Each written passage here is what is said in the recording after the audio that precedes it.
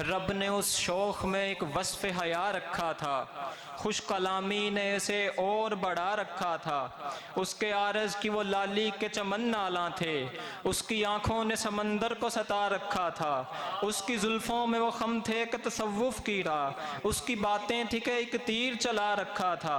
वैसी नाराज़ी तो मौसम में भी देखी न कहीं, उसके आंसू थे कि तारों को बहा रखा था। उसके दंदान यूं होंठों में छुपे रहते थे, इनकिसारी में जो ईमान बचा रखा था। उसकी आवाज़ पे तायर भी कई रक्सां थे, उसने सयाद को पहलू में बिठा रखा था। खुशबुएं उसमें वो सिमटी, खुशबुएं उसमें वो सिमटी थी कि एक बंद कली, तितलियों ने भी उसे जाने अदा रखा था।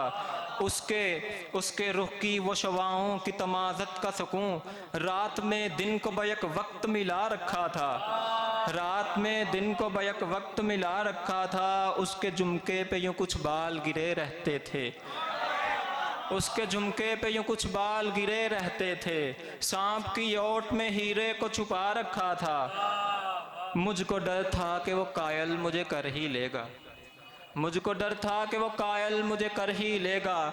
बात से बात का फन मैंने सिखा रखा था,